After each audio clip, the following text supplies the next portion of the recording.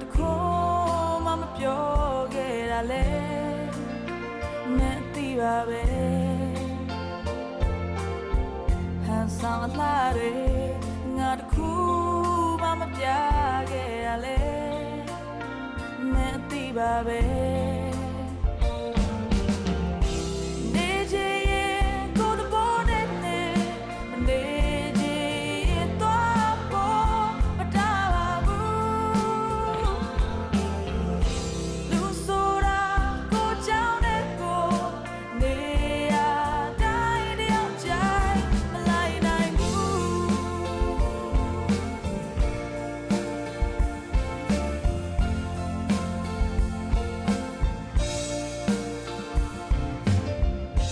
ငိုရရင်တခါမက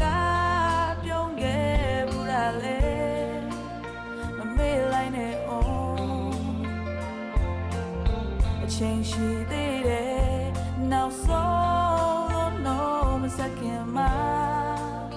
စဉ်းစားပါအောင်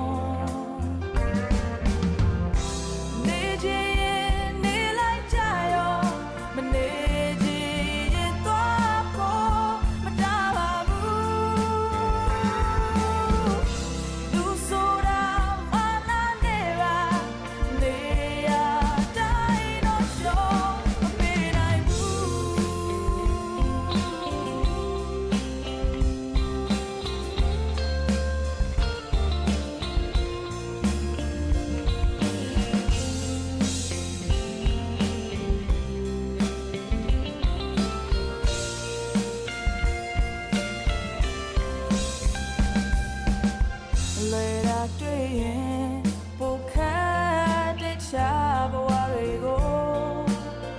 ငဲ့ကြည့်ပါအောင်